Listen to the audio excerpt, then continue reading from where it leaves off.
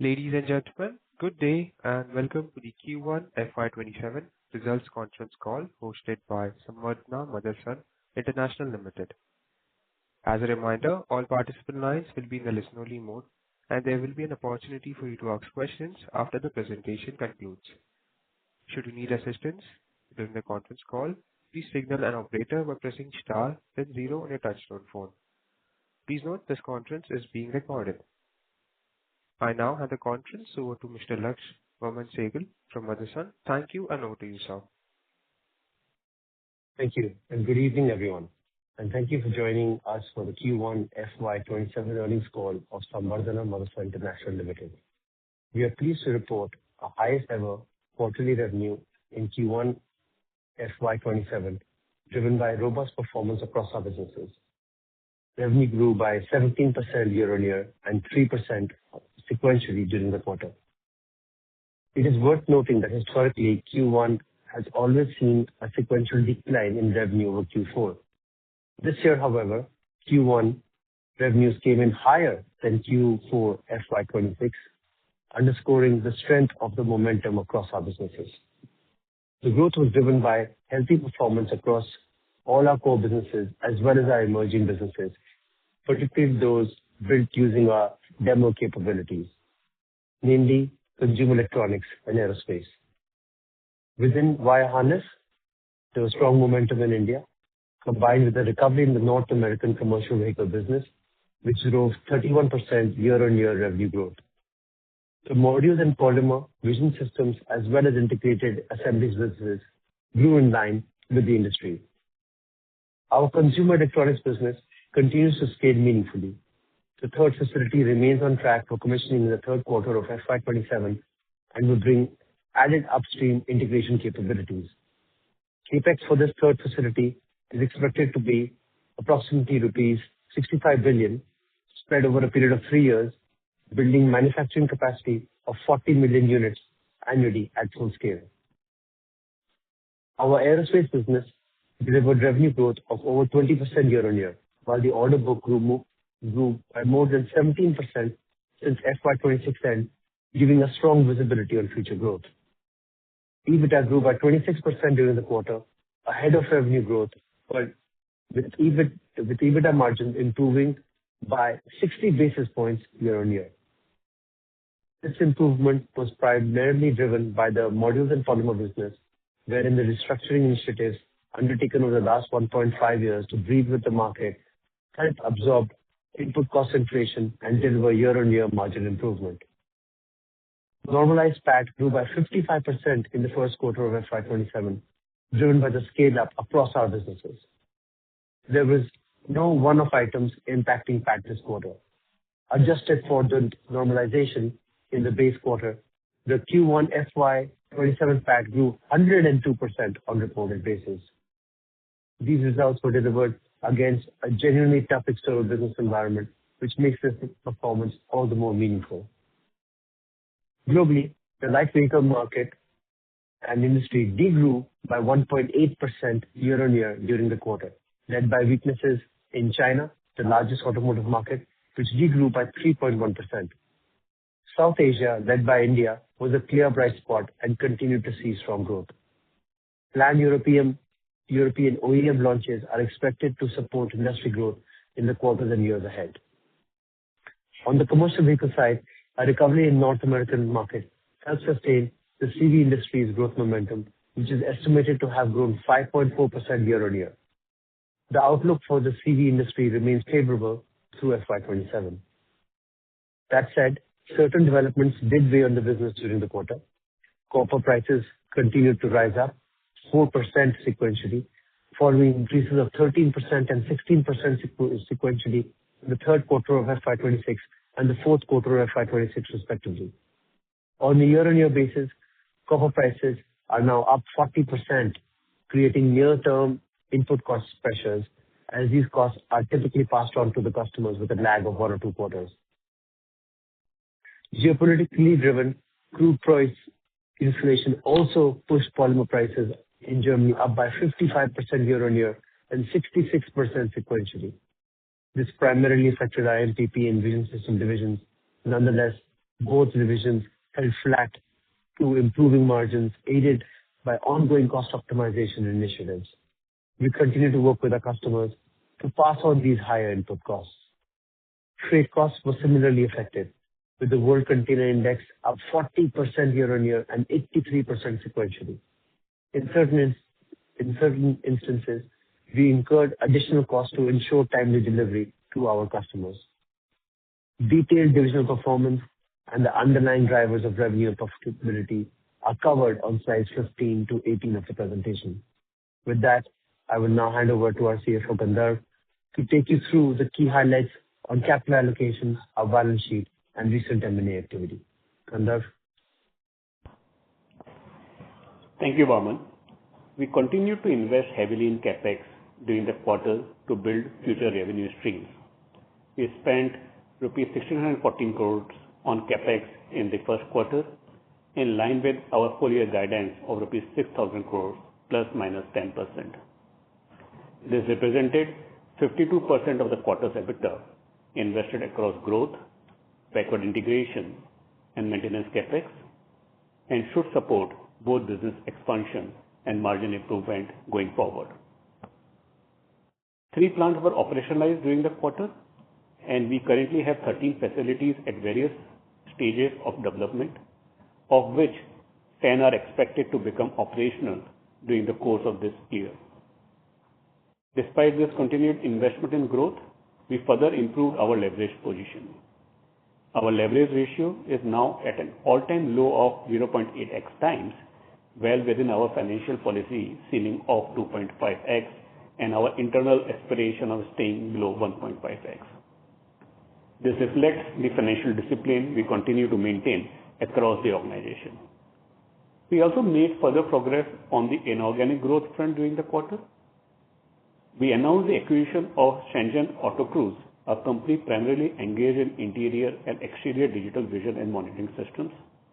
This acquisition broadens Motherson's technology offering and competitiveness in interior and exterior digital vision systems and strengthens our position in next generation mobility. Key products include camera monitoring system, full display mirrors, 360-degree around view monitoring system, driver monitoring system, and dash cam with video recording. We also completed the acquisition of Nexans Auto Electric and Yutaka Gaiken in July. The Nexans Auto Electric acquisition increases our addressable market through the addition of passenger vehicle and commercial vehicle wiring harness capabilities globally, improves our relationship with large OEMs, and opens up cross-selling possibilities. Key products include PV and CV wiring harness, specialty harness, safety components, and body harness. Yutaka Gaiken marks our third acquisition of a Honda San linked asset. It will be housed under a new vertical within our emerging businesses called Vehicle System, with a product range spanning exhaust system, brake systems, and others. This acquisition expands our product portfolio and unlocks new growth opportunities for the company. Overall, this was a very good quarter for the company. We remain very positive on the company's growth prospects through increasing content per vehicle, deepening relationships with our OEM partners, and serving new opportunities across powertrains. We will continue to leverage our demo capabilities to scale up our non-automotive businesses. As always, our focus remains on financial prudence. Thank you, and we will now open the floor for questions.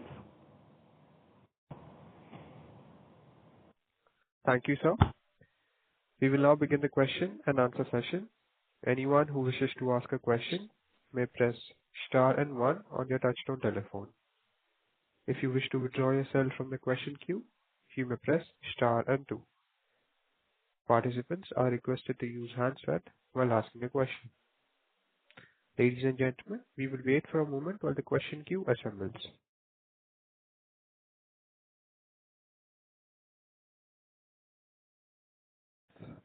Our first question comes from the line of Vinay Singh with Morgan Stanley. Please go ahead. Hi team, thanks for the opportunity. 2 questions. One on the existing business. We are adding 2 companies this quarter, Yutaka and Nexans. Could you remind us again about the annualized run rate and the margin that these businesses are at. And the second one on consumer electronics, the CapEx number that we've disclosed, as I understand, it's only for what Motherson will do, 65 billion. What is the full CapEx of this project? Like, is the other partner also bringing in capital? And any sort of trajectory on how to think about revenue potential from this 40 million annual capacity? That's it. Thanks. Kandarp, you can take the first one on the sales and what we have disclosed for the acquisitions on Nexans, and I'll take the consumer electronics one. Sure. Thanks, Binay, for your question. Both of these businesses put together, Yutaka and Nexans, should contribute almost close to $2 billion to our top line on annualized basis. Over the midterm, the margin profile should broadly reflect the comparable margins in this particular industry. And as you know, in general, our aspiration is that all of our businesses, whether the recently acquired businesses or the existing businesses, should meet our internal expectation of 40% growth. And we believe that over the period, all the acquisitions should contribute and move in that direction. On the second part of the question, as Vaman mentioned, I'll probably defer it to him. Vaman, over to you. Yeah, thanks. Look, for the consumer electronics business, our joint venture partner does have 10%, so they are bringing 10% of their equity. They do have an opportunity to go up to 49%. By the moment they're holding at that 10%. So we are funding 90% of the equity. The complete, I think, CapEx requirement will be finished in this year, and it will ramp. We're very close to, of course, the facility is fully ready. We will have a formal inauguration in a couple of months as well for that facility, which will be the largest facility in Motherson. So a historic moment for us. The size and scale of that facility is first, hopefully, of many that will come. And I request for another 2 quarters for you to really see the impact of that and what sort of revenue run rate that will come to. It does ramp much faster, unlike the automotive business, which ramps as the customer program launches, and it takes about 2 years to really get to the height of the program. Here you'll see a much faster launch that will happen in the next couple of months. These orders are also currently in negotiation. As you can imagine, the consumer electronics does not have such long order tails. It happens more in the same year itself. So all that is happening as we speak, and I think you will see that impact in the next couple of quarters as these plants launch. There could be a quarter here and there, but like I said, we're really excited in the next 2 quarters. This will launch in a very meaningful way. Thanks, team. Thanks for that. Just one follow-up on the first question. So even Nexon and wiring harness, is it now closer to our EBITDA margin of 11% or so? See, as of now, not necessarily the newly acquired businesses are meeting the comparable industry benchmark. But as we have done in several of these acquisitions over the period, the objective is to transform, and we believe that the new acquisitions, including Nexans and Yutaka, we should be able to transform over the period and improve their margin profile in times to come. Great.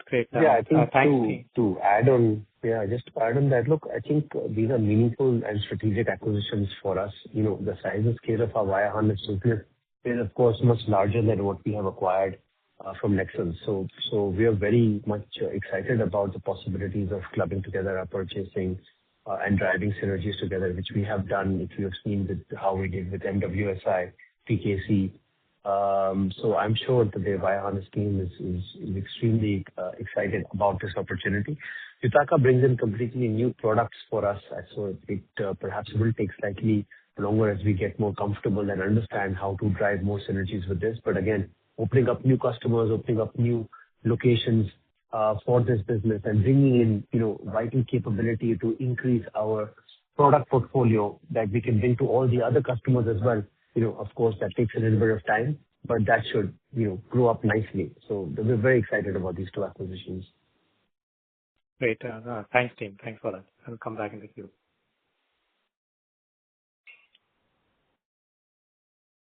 Thank you. The next question comes from the line of Gunjan Priyatni with Bank of America. Please go ahead. Yeah, hi. Thanks for taking my questions. Just a quick follow-up again on the consumer electronics bit. Looking for a bit more clarity, there was this 26 billion that you'd called out earlier in terms of investment. So in this 40 billion, the 65 billion is on top of that. So, just trying to understand, the cumulative business is 65 plus 26. The 26 is already done. Is that fair to assume? And what would be the cumulative units that you've called out 40 million for third plant? Is there a cumulative number for the business that you can share on the consumer electronics? Paman, you want me to clarify that? Then, yeah, please clarify. I'll add on. Sure. So thanks a lot for your question. The overall CapEx, including what we have already incurred in this facility, including GF1, GF2, and GF3, should be around 7,500 crore rupees. As of now, we have more or less incurred one-third of it, one-third of 7,500 crore rupees, and balance is expected to be incurred between in the next 2 to 3 years. As far as the third plant capacity is concerned, it should be around 40 million units annually at full capacity, and this will be achieved over the period. And as Vaman mentioned in the response to the first question, we are trying our level best to commission this facility later in the current calendar year. I hope I have clarified, but happy to attend your follow-up questions. Okay, no, that's helpful. Okay, and the second question that I had was on the margins. There's a fair bit of benefit that we are getting from the restructuring program or optimization program. Is there a way you can give us some sense of what was the commodity or metal? I mean, all these pressures that you're seeing. What was that headwind in this quarter? And the offset that we saw from the restructuring program, and how do we think? Is there a way that we can think through more pressure in quarter two? Is there more to come through in terms of the headwind on the RM side? So some color on that margin, if you can focus a bit more on the modules, because that's where the restructuring bit was. Sure. I'll see how I can help that. Look, the restructuring on the European footprint was, if you look at it from what we've been saying for the last few years, we've acquired a lot of businesses as well. A lot of businesses the customer requested us to look into. So we actually added a lot of footprint in Europe with the acquisitions that we had done. The restructuring was done so that to keep in line with these new facilities that we had also acquired. And of course, some of the distressed assets, these facilities were not running in, at full capacity, so as to speak, because the EVs did not come out as expected by a lot of these suppliers who had invested heavily. So restructuring the footprint required that we were able to drive some of these units that were not driving that were not producing at full capacity, to merge them, combine them, and also, of course, trim some headcount at these locations and focus and combine more locations together, so that the locations are now able to sustain and at decent capacity levels with headroom for future growth, as we do believe that the new programs that the customers are now launching, the new slate of EVs, definitely have a much better response from the customers. And it's evident that the erstwhile ones didn't perform as expected. So this headcount restructuring in tune with the market, as our customers were also rebalancing their lines. You saw a lot of news coming from the general OEMs that they were also reducing, was done in line with that, and to make our footprint more optimized. Right now, we believe, of course, that it is at a decent level. Of course, there are new programs that are still coming. Customers are still asking us to do more acquisitions. We're constantly looking at balancing this whole thing up. There is also an opportunity perhaps to do more in this financial year, which we are focusing on to try to be the most efficient producer. But of course, the commodity pressures which are happening, those are negotiations that we continue to have with the customers which are out of our control, and we try to get, of course, compensation if it goes either which way. Of course, the last couple of quarters, it's only been going in a negative manner. So there is a lag for us to be able to go and claim that. But I think the reduction in the headcount and the optimization of the footprint, you're seeing those benefits which are meaningful, that even with such high impacts of the commodity prices and logistics for all the issues that are happening in the world, that we've been able to maintain and, of course, improve some of our performance in the margins. And again, as a company, we're not really focused on just the EBITDA margins. We believe that the whole program should deliver 40% ROCEs. That takes time. So, of course, margins have a contribution to that, so we are tracking it. But overall, the idea is to have a extremely efficient footprint in the region, that is profitable, and then, of course, get back the lost contribution for the margin pressures, towards the end of the year when we see the entire volume play out of the customers of these programs. I hope that was there. There's a tremendous amount of programs, customers, locations. So, to get into finer details of all of that only happens towards the end of the year as we go customer by customer, program by program, and, in the middle of a lot of launches that are happening right now as well. So really difficult to quantify it, in the first quarter. Got it. That's pretty useful color. Just to follow up, is there any way to break up the benefit that we have in terms of, just to understand how much were we able to offset? Or maybe if you can give us a color on how much was the commodity impact, RM impact in this quarter, just to think through, how do we think about the normalized margin, if there is a number that you guys can share. Ma'am, I would love to give you a number. The thing is that, each customers have different grades of engineered plastics. So these do not move exactly in line with just how crude prices move. Some moves higher, some moves lower, some are fairly static. And as you know, we're not making one product. It's not just, a bumper. It's dashboards, door trims, claddings, mirrors. There's, hundreds of different products that we are supplying. So each program is actually what we look at towards, again, the end of the year, only with the whole year going through, because, some quarters there might be lower pickup, but then that picks up later up in later quarters. So we don't have that kind of a mechanism where, we're doing it every month or something like that. I think with the wire harness, the copper, that's a more direct one because it's a direct commodity. But with the plastics and what you have in Europe, it's a lot more complicated, and the relationship is not exactly 1:1. So that happens only towards the end of the year.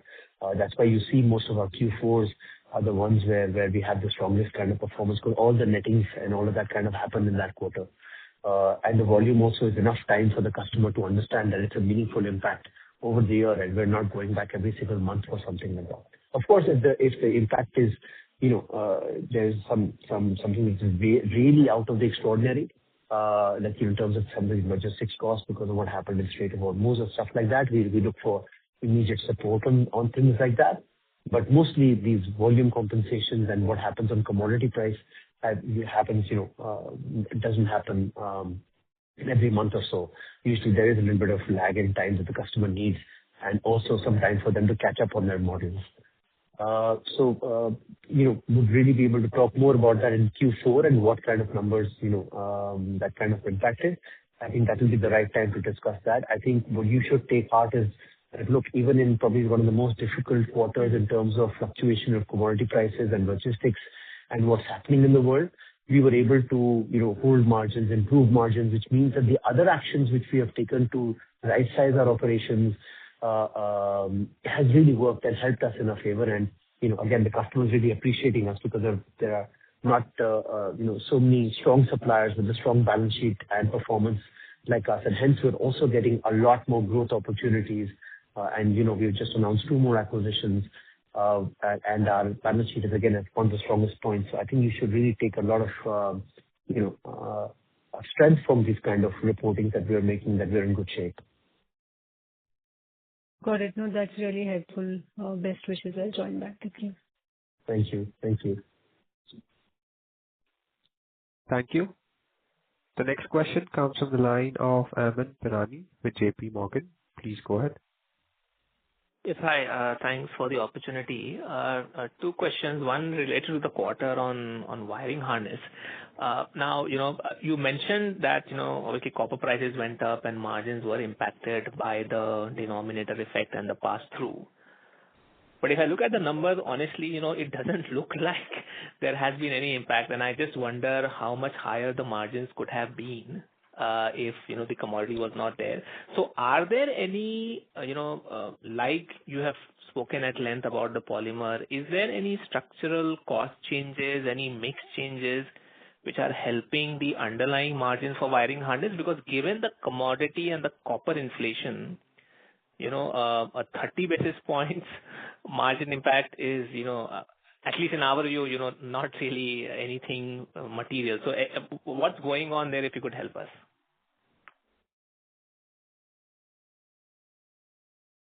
Pankaj sir, you want to take that and I can support together with Gandharv, or?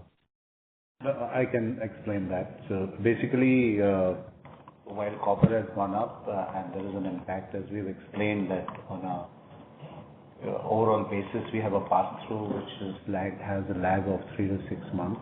And if you see quarter-on-quarter, there's a 4% impact if you look at a global thing.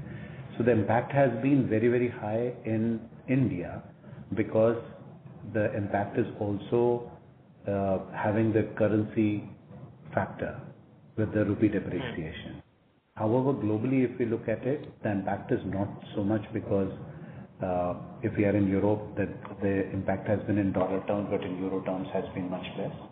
Secondly, on overall basis, some of the facilities globally, since we are in so many geographies and there are multiple businesses, some of them which were not doing so well in the first quarter of last year have done shared better.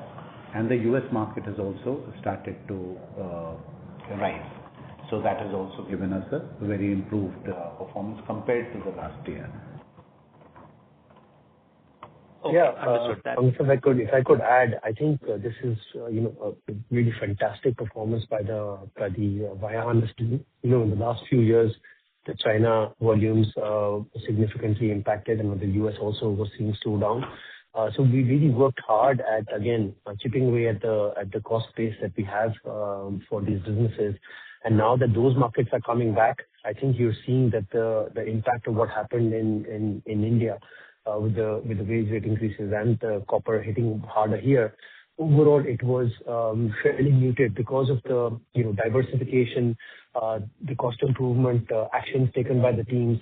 So really, we are really quite impressed with how hard the team has worked during these tough times, and those steps which were taken in the last couple of years for the international wiring harness business is really helping us to show this kind of a performance. So it was really well done by the team.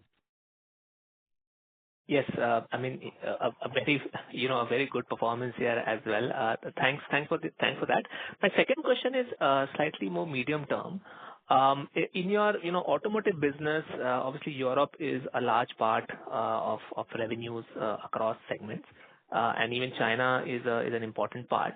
How should we think about the Chinese OEM engagement in China? Because in China also, I think, most of your engagement is with European OEMs. So is there an engagement happening with Chinese OEMs in China?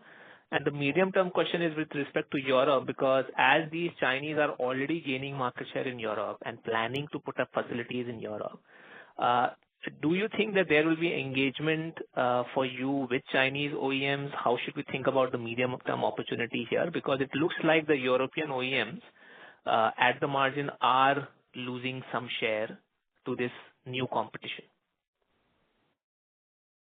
Look, our entire business in China is balanced well. I think, of course, we started the business in China with the international OEMs, but the local market is also transitioning more towards the local OEMs, which we are also reflecting in our business. Of course, we are being extremely picky because we are very focused on the top line and bottom line. So, we do not chase top line where we cannot make the profitability margins.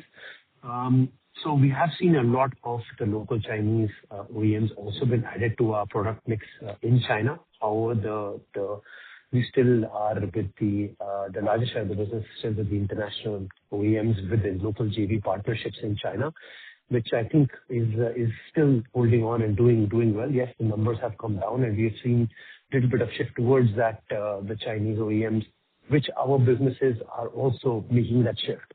Now, because we already have those good relationships with those local Chinese OEMs that we have, over time, and selectively built, I think that gives us good strength for as these businesses, as these OEMs move to Europe and other locations. We've already been visited by them. We already have those relationships with them. And we're also, discussing supplies with them. So, Motherson is, as you know, an independent supplier. We supply to all OEMs. So wherever we do see that we could make the returns, and there's profitable business, we will surely supply. And I think, we're probably one of the best placed because of our international presence, because of our local presence in China, our numerous local Chinese JV partners, which we have a very strong relationship with. So wherever these OEMs are going outside, we're definitely getting the opportunity to supply to them first because we're already supplying to them in China. But like I said, I think, you're talking about, market share loss and things like that for the OEMs. I would be careful. I would look at numbers a little bit more in detail and what's really going on over there. And the situation is not, as bad. I think the international OEMs are, of course, holding ground in their regions, and we're seeing, some OEMs also have growth with their new program launches that are competing head-on with the EV launches of the Chinese OEMs. So, and like I said, for us, the more customers there are, the more opportunities for us to supply. So for us, we don't really, we are fairly balanced, and we will continue to grow even with the Chinese OEMs that are coming into Europe because of our deep relationships already established with them in the local market. That's really good to know. Thanks for that, Vaman. I'll come back in the queue. Thank you. The next question comes from the line of Kapil Singh with Nomura. Please go ahead. Yeah, good evening, sir. The question is a bit strategic in nature. Just wanted to understand, there are several new areas which are throwing up substantial opportunities, for example, robotics or industrial automation, AI-related areas, or semiconductors. So which of these areas are of interest for you, or you are studying and you think there is a match in terms of ability for Motherson to tap those opportunities? Great question. Answer is all of them. Look, we haven't really spoken about some of the other businesses because we are in building block phase of these businesses because these are new growth opportunities. And again, with our DEML, the design, engineering, manufacturing, assembly, logistics framework and core competence that we have developed at Motherson, we are being looked at many of these, companies that are looking for meaningful partnerships, of course, in India, but globally also, to be able to, take advantage of the progress that we have in the operation excellence of manufacturing and be able to supply to them. So we are definitely doing stuff in semiconductor. We are supplying already to some of the players in that field, of course, in the B2B kind of segment for manufacturing and supporting their ambitions in India and in their countries. So there is some opportunities there, which we will again come back to once it reaches a size and scale. That is currently being reflected in a small way in the numbers that you are seeing. But again, I'm really positive about what we're going to be doing in the semiconductor. You will also hear more about potential joint ventures that we are discussing with at the moment. Of course, I cannot disclose till they are signed, but we are very much a JV specialist. So many of these partners that are looking to, again, expand in India, we've become a partner of choice with us and a track record on that. I'm also really glad to tell you that, we already have won small orders for actually supporting, humanoids production. Again, cannot really disclose too much on that because, the market right now is extremely niche and only growing. But we have already targeted those kind of customers, and to bring newer solutions from our product portfolio to be able to supply to that. Again, the numbers are extremely small right now, but I think, again, as this business grows, we're setting ourselves and sowing the seeds to be in a great position to be able to supply to these businesses. Because if you look at some of the volume projections, they're absolutely mind-boggling. But again, we cannot comment on any of that right now because it really hasn't happened. So we will wait for that to happen. But we are positioning ourselves that if these businesses do take off in the future, we are well positioned to take advantage and supply from our complete solution suite in terms of plastics, electronics, wire harness, everything that is required in these businesses to be able to go after them. And our own use of robotics is also really increasing. We have our own company inside Motherson called Robis, which is doing some stellar work to be able to, help manufacturing and automation drive that we are putting in all our facilities globally. And, our strategy of producing locally, source locally, produce locally, supply locally, now with AI automation, the labor arbitrage and everything really becomes really minuscule, because if you're able to really automate and bring all of these kind of, cost synergies or drives, you can really be competitive in any location. Because now with logistics costs being so high and so much volatility in currencies and logistics, I think, local production is being preferred everywhere by a lot of our customers. So that really gives us upper hand to be able to supply, again, our demo capabilities to these customers for all bunch of different things, everything that needs manufacturing. And we're really going after these businesses. And to get to 108, you will see that some of these things will click and help us to get there. Thanks, Vaman. That's very exciting to hear about. Few of the questions on consumer electronics. Just wanted to know what is our current capacity and the utilization level?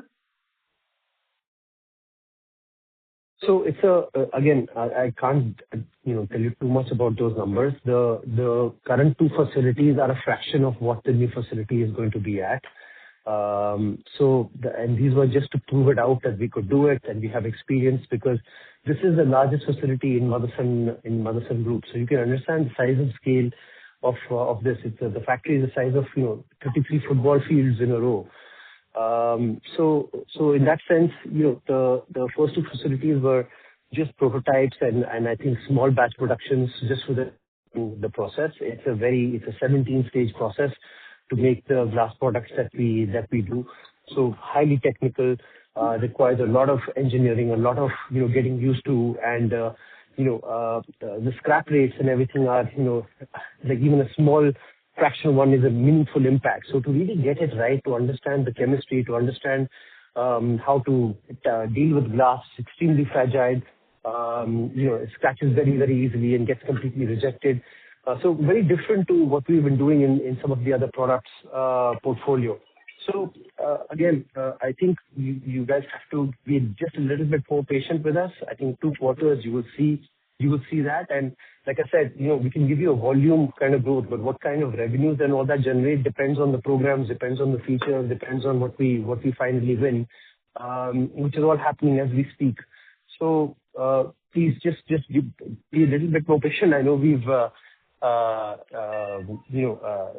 kept you guys waiting for some of this, but please believe me, it's worth it. It's going to be great for our company to be able to upstream into this new business and create something, a complete new line of business for the group that will be meaningful. And we will share a lot of these things with you in a couple of quarters as we ourselves learn and understand how this business is fully ramped up and how it goes. Okay. And just lastly on emerging businesses, because it involves a lot of new businesses and probably we don't understand it so well. So what I'm noticing is that the margins, at least on a quarter-on-quarter basis, have been moving up and down a lot. So can you just help us understand what is causing this? Is there some kind of seasonality here we should keep in mind, or is the mix changing? Just any color here to help understand this will be helpful. Yeah. Look, and Gandhar, please support me. I think, look, in the emerging businesses, we are clubbing a lot of different businesses together right now because they're all at that infancy stage. There are, facilities that are ramping up. There are new programs that are launching over there. And again, once these become of meaningful size, we will bifurcate them so that you will get a more, detailed picture on, for example, consumer electronics itself. We will look to give you a lot more clarity because that is obviously one of our largest facilities with the capacity, et cetera. So right now you've seen some of that clubbing effort, which is happening with some of those emerging businesses all coming together to give you a more consolidated view. And like I said, we're in the middle of ramp-ups, new facilities that have come up to support what the orders are going to come. But I think, again, in coming quarters, you will see a lot more detailed view of that. But you can see that there's tremendous amount of growth there. A lot of the electronics piece that we are doing in consumer electronics, not just with this facility of glass, but with also other capabilities that we are building for what we want to do with SMT lines, and things like that. We have a lot of use of PCBs ourselves.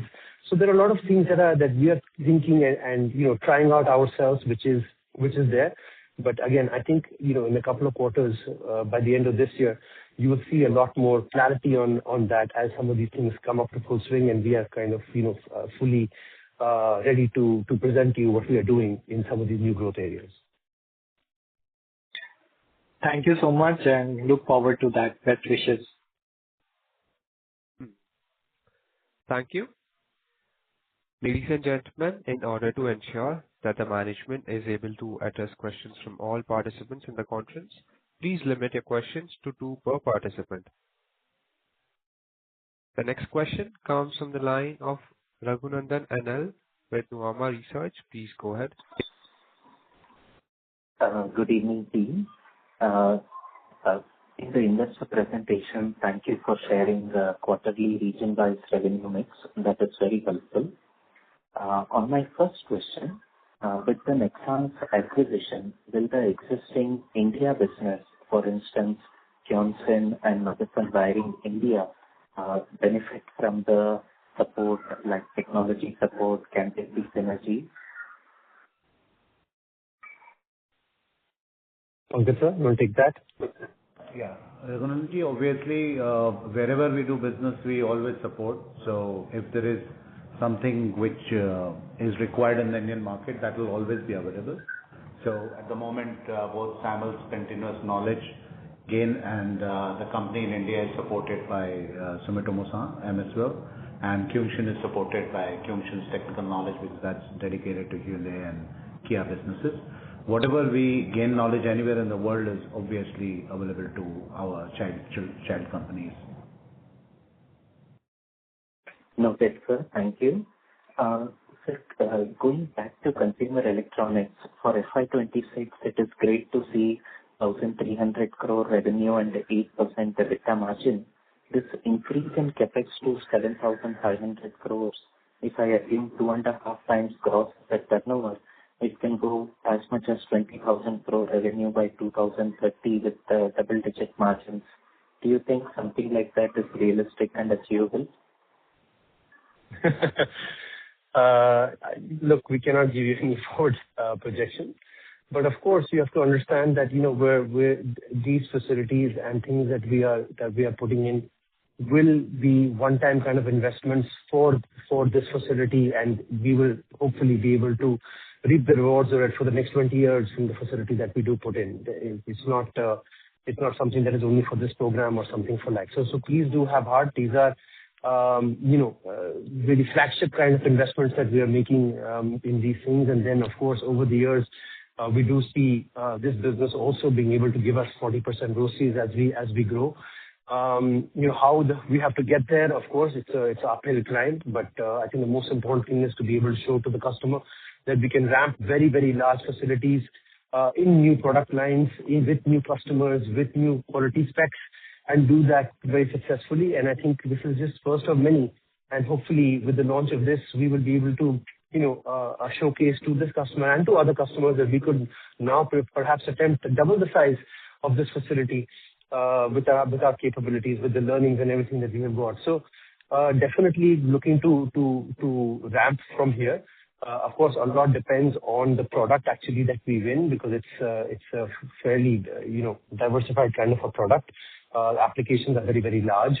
We're only focusing on one side as we are proving ourselves in this business. But yeah, we are very, very hopeful that this capacity will give us returns for many, many years. And this product is definitely not going anywhere. Glass will continue to be used in a meaningful way in a lot of consumer electronics.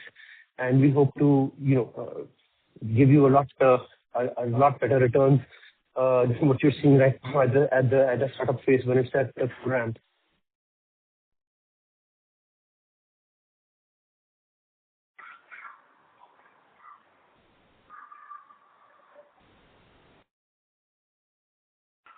Does that answer your question? Yeah. Okay.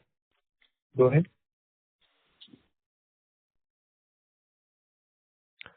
Mr. Raghunandan, does that answer your question? Yes. Thank you very much, sir. That was very helpful. Thank you. The next question comes from the line of Siddhant with ASK Investments. Please go ahead. Yeah. Good evening, everyone. Am I audible? Yes, please go ahead.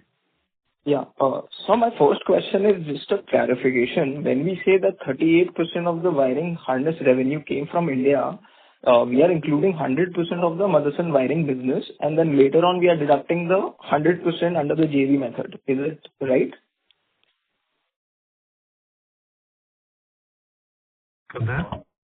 Yeah.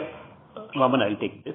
Whatever is of MSWIL, that is accounted as associate or joint venture, and what we explained, that is what we do. But we also have exports business that is included in SAMIL. Yeah, but my understanding was correct, right? We are including 100% of the Motherson wiring, and then we are deducting 100%. That's right. And the profit is then accounted for as a share of JV and associate. Yeah, you're absolutely right. Right. So my second question is regarding the JF3 facility. Right now, the JV share is 90-10. So how should we model the revenue going forward? Will it be like 90-10, or it will be 50-50 once they convert the shares? Well, right now we don't have any indication that they want to go up, so I cannot really comment on that. They have the opportunity to do so, but they are currently quite happy at that 10%. So if that changes, we will definitely come back to you, but currently it is what it is. Okay. Thank you, sir. I'll get back in the queue. Thank you. The next question comes from the line of Chandramouli Muthiah with Goldman Sachs. Please go ahead. Hi, good evening, and thank you for taking my questions. My first question is just around the upcoming facility, the third facility under the consumer electronics business. Just given the scale and size of the plant, is this being planned to have maybe fungible lines and capabilities to have products beyond the glass products that we're already making today? And just related to this, I want to understand in your own sort of internal models, when do you expect the consumer electronics business to fund its own capex? What is the sort of time frame that you have on that? And in a steady state, what sort of asset turns would you aspire for in the consumer electronics business? That's my first question.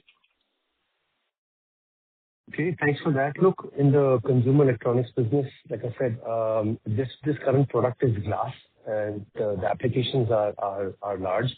But what we are doing and the capacities that we are setting up in this facility are already completely taken by the customer that we have. It's Motherson's prerogative always to diversify and make sure that, again, no facility is only, or no company is only focused on a concentrated customer. We want to bring in more and more customers, and I think those opportunities will definitely come as we're able to show again that we're fully capable to run large programs in this industry, which is a new industry for us. And definitely with the profits of this, we are looking to reinvest that and further grow this industry and it to be on its own. In the investor conference, we also spoke about how some of these incubations, as they become young adults, we would like them to hive off and become standing on their own feet. And I think that's what we are following with all of our new businesses, the aspirations for all the new businesses to be completely standing on their own feet. So again, depending on how this thing performs, which we are very hopeful and positive about, these should be good candidates for these companies to be standing on their own feet, funding their own capex, and growing up on their own. I think SAMIL has done its bit with this first facility. After that, everything that we need to do is hopefully this company is able to stand on its own and drive its own future.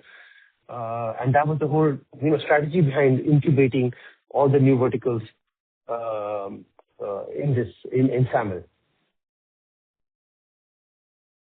Got it. That's helpful. Second question is just around the emerging opportunities in the industrial space globally around some of the topics that were earlier discussed, robotics, humanoids, physical AI, and so on. So just want to understand from your standpoint, how long does it typically take potentially to develop parts in-house for sale into these supply chains? And are there also products, just given your scale globally and your variety of SKUs, are there some products in the basket at some of your plants globally that you think can be cross-sold into the supply chain? Just trying to understand what is the breadth of products and the time taken to develop products for this emerging growth opportunity. I'm not able to grasp the question completely, but I'll probably start and maybe my team can help if they understood it better. Look, the idea from developing new products and things like that, I mean, all the companies that we are acquiring, we are obviously adding to the product portfolio, and the customer wants this company to survive because it has good technology and it needs to be serviced in their growth plans.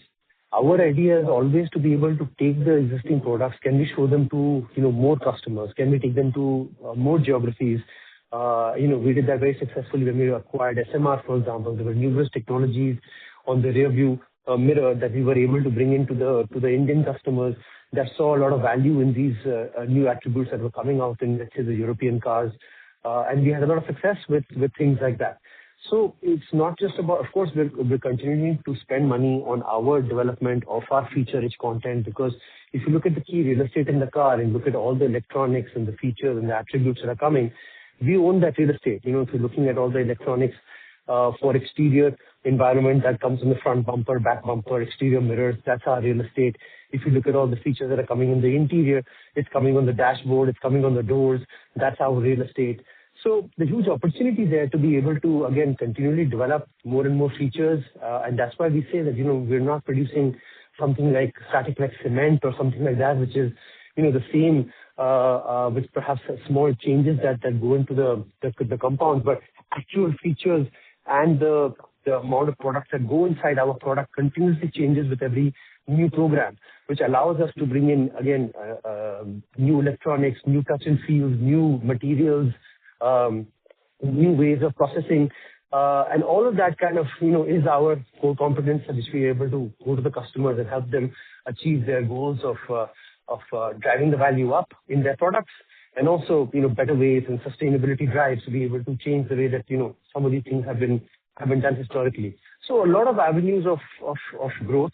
That's what really excites us. I think we've always told you that, look, our engine exposure is minimal. We're an engine agnostic company. We do have a very small product line that is only focused on ICE, but our majority of our product portfolio is applicable to the entire car, no matter what, whether it's ICE or hybrid or hydrogen in the future or whatever that comes, we're fully capable to ramp up to that. And with that also, you can also take these kind of products to not just pass car. We're seeing synergies that we can drive in the aerospace. We're seeing synergies that we can drive in the rolling stock business. So a lot of opportunities for growth. And now space is, of course, something that's heating up and something that we're also looking to go after with seeing the amount of money that is being spent, again, globally on these kind of programs and how quickly this is going to also ramp up. So, it's a mixture of all of these things. We allow the autonomy to the companies to go after, their products and see the development that they want to make and the industries and the customers that they want to go after. But extremely exciting because, we are very relevant in the age of mobility, where mobility is only increasing, and the number of options for the consumer and the number of customers are also increasing who are providing new mobility solutions. Even stuff like the new age mobility stuff that you're seeing, short-term transportation. So a lot of exciting stuff is coming. Again, these are all things which are niche industries, which are growing. I can't name some of the customers that we are talking to. They're completely new age. But again, very exciting opportunities. And even if one of these things click, it's really meaningful. I think when EVs were just coming out, we were one of the first companies to support the large ones that were coming out internationally. And building those strong relationships really helped us to grow meaningfully in the EV space as well. Providing all our platform of products, especially SMR did a wonderful job at that time because they were global. So I think that continues, that kind of ethos continues, and we see a lot of opportunity for our products to grow with the new age customers, the new age mobility that's coming, and we will stay focused on growing that. Got it. That's helpful. Thank you very much and all the best. Thank you. The next question comes from the line of Manpreet Arora with Northern Lights Wealth. Please go ahead. Yeah, thank you for the opportunity. Just a clarification. We said the GF3 is 40 million units, eventual capacity in around, let's say, FY 2029. And, in FY 26, the exit run rate was 16 million units. So is it fair to assume that the total capacity will be like 56 million units at the end of in FY 29? Is that the correct assumption?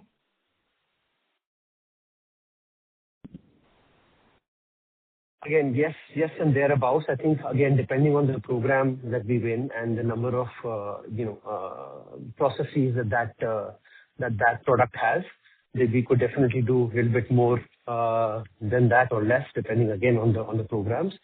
But yeah, it's going to be significantly more than what we are doing right now. And again, like I said, you have to wait a couple of quarters to really get more idea on that. I think trying to piece together more numbers and stuff like that, I don't think will give you the best view of that. So please be patient for another couple of quarters. You will have all the information you need to understand this business. Sure. I mean, I was just trying to get an idea of the size of the expansion that we're doing. So my next question, Vaman, you mentioned about some of these businesses that we're incubating will be ready to stand on their own. Mm-hmm. And I think you also talked about that on the Investor Day. Yes. Now, does it also mean that at some point of time we will look at separately listing them, some of these businesses, and unlock value? Yes, absolutely. I think how we do it, what are the semantics, that's something that will depend on what the structure of that business is, what is the best way to create value. But our drive is to create a lot of value for all the investors that have incubated these businesses and supported them together in SAMIL, and for them to drive their own path and to grow up. So yes, everything is on the cards. I can't tell you exactly what happens because there's still, right now we're really focused on execution and making sure that these companies become extremely valuable and stand alone on their own. And how and what shape that will happen will again come in, in this 5-year plan. We will come back to you and tell you how exactly we're doing it. But that's definitely a drive for us to create independent because, if you look at SAMIL, we're doing a lot of different industries, incubating it in SAMIL. And I think the way to unlock that value will be that once they're of a certain size and scale, to give them that independence to be able to grow and stand on their own feet and let the dependence of someone be cut off and have their own trajectory of growth, which is slightly different to where the automotive business is in that scenario. And that is something that we are more mature in. And these are more new growth, high growth areas, and something that's very exciting and will require, like I said, complete independence from someone once they are able to stand up on their own feet, which is not far away. Great, thanks. So, should we look at something happening in FY28, some value unlocking, or would it be beyond that? Look, it's definitely in this 5-year plan. For us, the faster the better. Depends on how they ramp and how the market perceives that they're valuable as well. But from our side, we are taking all the steps for as soon as possible that these things happen. For us, it's better faster than later. But definitely, we have set up plans internally, and everything depends on the execution for the next couple of years for that to, of course, happen. As you need to have some performance of these companies so that people understand that what's really happening over there. So the good news is that everything is on track. It's as we had imagined. Of course, there's headwind, which in terms of geopolitical and all those kind of things which affect the market. But in terms of our performance, in terms of what we are winning, in terms of customer confidence, in terms of our execution, we are very much on track. All right. Thank you. One final question, and this is more specific to our vision systems vertical. Are there regulatory tailwinds that we're seeing, especially in India? We have this AIS 184 regulation about driver drowsiness detection that is probably coming in, and this requires a lot of sensors, maybe camera for monitoring the driver and some software to detect and all that. So is it a meaningful growth opportunity for us because we are present in the CV space? And do we have capability across the stack, across sensors, camera, software, and is it a meaningful opportunity for our vision systems vertical? Just wanted to get a sense. Yeah. Thank you so much for asking that question. My friend Rajat on the call unfortunately does not get a lot of airtime because everybody's only asking about the consumer electronics business, where the mirror business has been one of the most resilient, one of the highest cash generators for us in terms of free cash flow, and is doing phenomenal things under his leadership. So really, I'm so glad that someone asked this question and recognized that the mirror business is also in a very, very good trajectory. So Rajat, please, the stage is yours. And finally, somebody has asked about the mirror business. Yeah. Thank you so much. So I think good question. And yes, we are seeing these new regulatory tailwinds helping us. And if you see what we've done in this new acquisition, AutoCruise, this is exactly in that direction because they have a good product portfolio. They are already doing interior digital mirrors. They are also doing driver monitoring systems for buses. They are also doing other products which then we can scale up in China itself, and we can also then add these products in India. So of course there will be work that will have to be done because these would require homologation. They would have to clear all the requirements that we have from the regulators. But clearly it provides us a very strong platform to then build upon and catch up. So I think these things are still in the starting phase, and we are just in time to bring in these technologies and then ride on the growth that the market would see with these regulations coming in more and more. Great. Thanks. Can I ask one more, if possible? Sure. Please go ahead. Yeah. This is more on the health and medical side. Our revenues have degrown over the last 3 years. Our losses have increased. So what is the grand vision with the health and medical side of the emerging business? And I mean, do we see ourselves becoming like a GE Healthcare of India, or just want to know the grand vision there. And what are we doing to grow our capabilities in that particular? Yeah. Look, the vision remains the same for like the rest of other businesses. We do not have any ambitions to become a OEM, of that size and scale. We definitely want to be, supplying to customers like that, and that's the idea. Yes, you're right, the business is slightly slower to get off the blocks, but that happens. There were extreme high valuations in this industry. So to try to do a large acquisition or something, we didn't see any path to delivering 40% ROCEs if you were paying those kind of multiples. But I think now, under the leadership of Sachin Nene, we are really looking at a much more sound way of driving this business. We've opened up our first plant in Chennai, which is the largest plant that we have for health and medical, which is gaining orders. And hopefully this trend that you see of the negative should reverse in coming quarters. So that's fully up and ready now and commissioned. I think we're also looking at some strategic plays globally. And with, again, our competence now in the other product groups, I think there's a lot to add to that vertical. We have also partnered and done some of our own stuff in terms of, partnership with Irilic for, ultrasound kind of machines. I think that's seeing some traction now. It was a startup that we were working with, so there's a lot of stuff that we needed to do to bring the manufacturing, global sales, et cetera, to sync all of that up. I think that's happened. So we should see meaningful growth there also. So yeah, I think that is, please wait and watch. The vision is exactly the same. It's been slightly slower, but when the things will click, I'm pretty sure that that will happen fairly quickly, and this will grow also rapidly at the right time. And also looking at cementing some good joint ventures to bring some really good technology into India to support the needs of the health and medical industry in India, because most of the stuff that we see in India is also a lot of it is imported. So huge growth opportunities there. And like I said, I think, just because of the nature of that business, we were not able to get, global traction on that very, very quickly. But I think now in this 5-year plan, you will see meaningful growth that comes over there.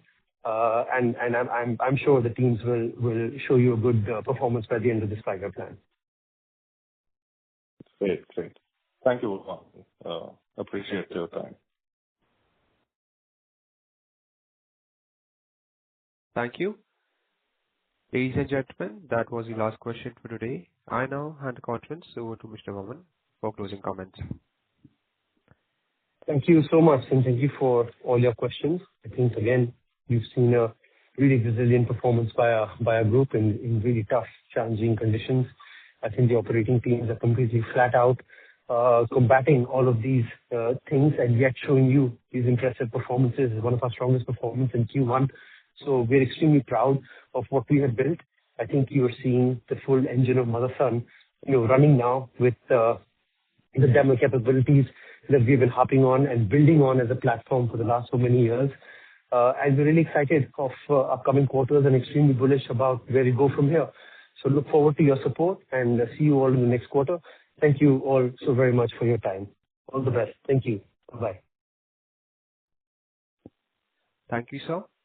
On behalf of Samvardhana Motherson International Ltd, that concludes this conference. Thank you for joining us, and you may now disconnect your lines. Thank you.